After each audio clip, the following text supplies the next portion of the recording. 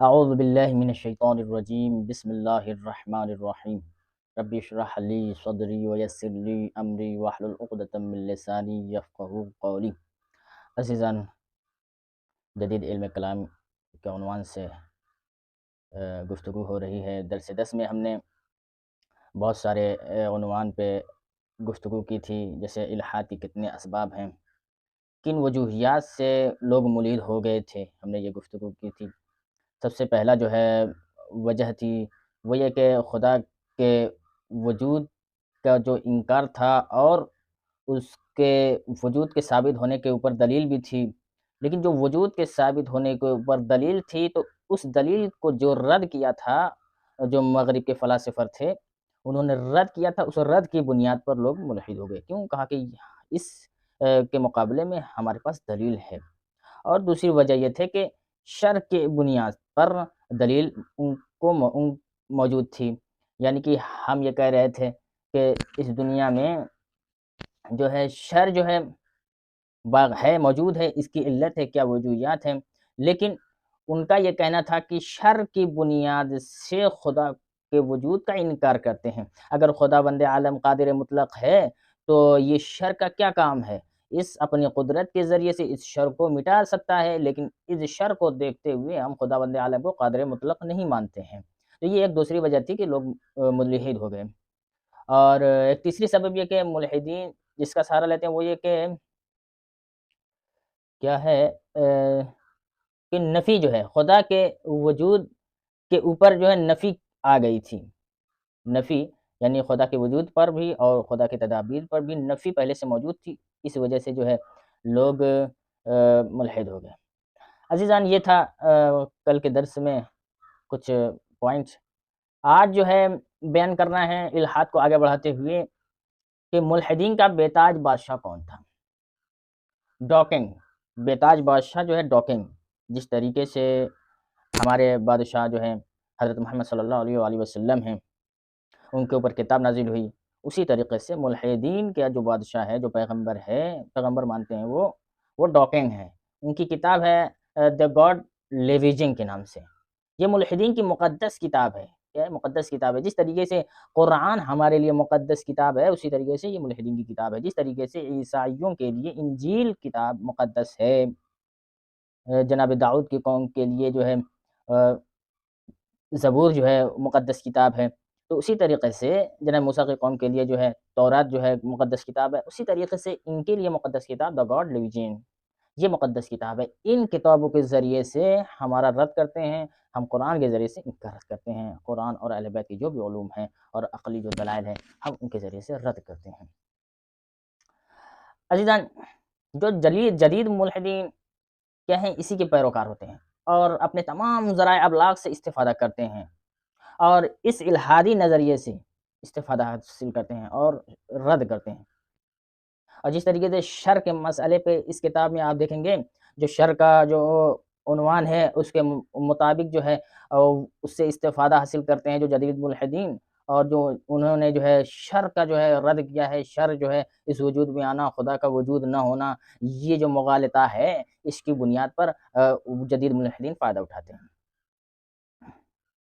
اور یہ کہ جو بعض اسباب ہیں جو آ کر تدبیر الہی کا انکار کرتے ہیں، یعنی کہ دنیا خلق کرنے کے بعد اللہ کا کوئی کام نہیں ہے، پھر یعنی کہ اس دنیا میں اگر اللہ کا کام ہے تو یہ جو ہے ہم نہیں مانتے۔ اگر اللہ اس دنیا میں جو فعلی تدابیر کرتا ہے انسان کے وجود کے اندر، چرند پرند کے اندر، جہان کے اندر، جو بھی جہان میں جو ہے چاند اور سورج کا نمودار ہونا، جو سورج کی روشنیاں ہونا، یہ جو ہے ہم اس کو قبول نہیں کرتے ہیں۔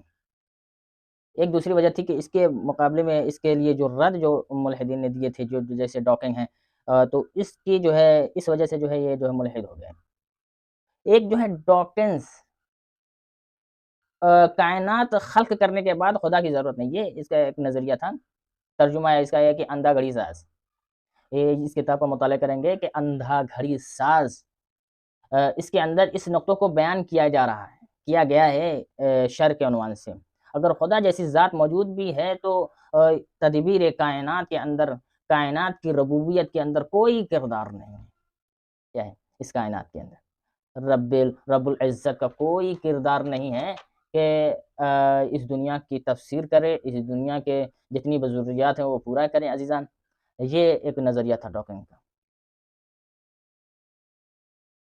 اس کائنات کے اندر جتنے بھی قوانین موجود ہیں، اس قوانین کے تحت تفسیر بیان کر دیتے ہیں ہم، جیسے سائنسدان جو ہے انکشافات کر کے جتنے بھی ضروریاتیں ہیں اس دنیا کی وہ پوری کر دے رہے ہیں، جس طریقے سے موبائل ہے، ٹیکنالوجی ہے، ٹی وی ہے، یہاں سے سفر کرنا ہو کہیں دوسرے ممالک تو آسانی ہو گئی ہیں۔ جتنی بھی ضروریات ہیں انسان کے حوالے سے وہ ساری چیزیں پوری کر چکے ہیں ہم، تو اس لیے خدا کی کوئی ضرورت نہیں ہے۔ وہ کہتے ہیں کہ خدا کی جو فکر ہے، کیا ہے، ایک اصطلاح ہے دا گاڈ آف گیپس، ایک اصطلاح دا گاڈ آف گیپس۔ وہ کہتے ہیں خدا کی جو فکر ہے وہ اس لیے وجود میں آئی کہ زمانے میں جو علوم موجود تھے وہ کائنات کی مکمل تفسیر بیان نہیں کر سکتے تھے۔ پہلے دیکھیے، توجہ دیجیے، پہلے جو علوم تھے وہ پوری طریقے سے کائنات کے جو بھی نظام ہے وہ تفسیر نہیں کر سکتے تھے۔ پہلے جو بھی ضروریات تھی وہ پوری اگر نہیں ہو پاتی تھی وہ نسبت اللہ کی طرف دیتے تھے، لیکن آج کل کے زمانے میں کوئی بھی ایسی چیز نہیں ہے کہ جس کو ہم نے پوری نہیں کی ہو، انسان کی ڈیمانڈ کو، انسان کی ضروریات کو، ہر چیز کو ہم نے جو ہے تفسیر کر رکھی ہے۔ تو اس لیے اب خدا کی کوئی ضرورت نہیں ہے۔ پہلے جو ہے اگر پوری نہیں ہوتی تھی، پہلے موبائل نہیں تھے، پہلے کمپیوٹرز نہیں تھے، ٹیکنالوجی نہیں تھی، گوگل نہیں تھے، بہت ساری چیزیں جو آج جدید ترین زمانے میں جو انسان کی ضروریات کو تفسیر کرتے ہیں وہ جو ہے پہلے موجود نہیں تھے، اس وجہ سے کیا ہے اس چیز کے مخالف نہیں تھے۔ لیکن اب جو ہے ضرورت ہو گئی ہے تو کہتے ہیں کہ اب ہم جو ہے خدا کی ربوبیت کو نہیں مانتے ہیں، خدا نے اگر کائنات بنایا بھی ہوگا تو اس کا اس کائنات میں کوئی کام نہیں ہے۔ ایک چیز ہو گئی، آج کل کی جو فزکس چل رہی ہے کانٹینٹ فزکس کے اندر، کانٹینٹ فزکس ایک ہے، اس فزکس کے اندر جس کائنات کے اندر جو ہے جو مبہمات تھی وہ آ کر تفسیر ہو گئی۔ کیا ہے؟ کون سی فزکس؟ کانٹینٹ فزکس، جو میں نے جو ہے بتایا تھا۔ جتنی بھی مبہمات تھی اس دنیا کے اندر جو ہے وہ سب ساری چیزیں اب مبہمات دور ہو گئی ہیں اور جو ہے وہ دوسروں کے لیے جو ضروریات ہے وہ پوری ہو گئی ہیں۔ ایک کانٹینٹ فزکس نے آ کر کہا جتنے بھی ذرے موجود ہیں، جتنی بھی ذرے موجود ہیں، ایک ایک ذرے، ایک ایک مخلوق، جتنی بھی چیزیں ہیں ہم اپنے قوانین کے ذریعے سے ہم ان کی جو ضروریات کو پوری کریں گے اور ڈیمانڈ کو پوری کریں گے، اور جو صحیح ہے اس کے ساتھ صحیح اور برا ہے اس کے ساتھ برا، پوری طریقے سے ہم وہ کام کریں گے جو دنیا کے لوازمات ہیں ان کو جو ضرورت ہے ان کو ہم انشاءاللہ وہ ہم پوری کریں گے۔ یہ جو ہے کانٹینٹ فزکس کے اندر بیان کیا گیا ہے۔ اور جتنی بھی ٹیکنالوجیاں تھی، غور کیجیے، جتنی بھی ٹیکنالوجیاں موجود ہیں آج کے زمانے میں وہ کوانٹم فزکس کا نتیجہ ہے۔ کوانٹم فزکس کا نتیجہ ہے کہ جتنی آج دنیا میں موجود ہیں عزیزان ٹیکنالوجیاں، اسی وجہ سے اس کائنات کے مختلف سوالات بھی جو باقی تھے وہ آج جو ہے پورے ہو گئے اسی ٹیکنالوجی کے ذریعے سے، جو بھی جو ہے مبہمات ہیں وہ پورے ہو گئے۔ اور ایک ہے ایم تھیوری، اس کے اندر آپ مطالعہ کریں گے کہ جتنے بھی قوانین موجود ہیں ان کی کیا ضرورت ہے۔ یہ جو ہے فلسفہ چھوڑ چکے ہیں، یہ ماڈرن کے ذریعے سے علوم تجربی جو اپنی جگہ لے لی، حسی مادی اپنی جگہ لے لی، اور جو اصل میں جو اسلامی فلسفہ ہے وہ ان کو پیچھے چھوڑ کر کے یہ جو ہر ماڈرن کے ذریعے سے علوم تجربی کے ذریعے سے یہ حاصل کر رہے ہیں۔ ایک سائنسی، جب سائنسی علوم نے رواج پیدا کر لیا آ کر تو کیا نتیجہ نکلا؟ اس کا نتیجہ صرف یہی ہے کہ ہمارے سامنے وہ کیا کہتے ہیں، قانون اگر ہے تو قانون کے ذریعے تفسیر کرتے ہیں۔ جب یعنی مطلب کیا سمجھانا چاہ رہے ہیں، جو قوانین موجود ہیں اس قوانین کے ذریعے سے ہم تفسیر کر رہے ہیں تو خدا کی کیا ضرورت ہے، اور خدا کی کوئی ضرورت ہی نہیں ہے۔ تو اس لیے جو ہے ہمیں جو قانون الہی کی جو ضرورت ہے اس دنیا میں وہ آج بھی ضرورت رہے گی اور کل بھی ضرورت رہے گی انشاءاللہ، جب تک قیامت نہیں آ رہی۔ قیامت کے بعد بھی قانون الہی کی ضرورت ہے، آخرت ہے، معاد ہے۔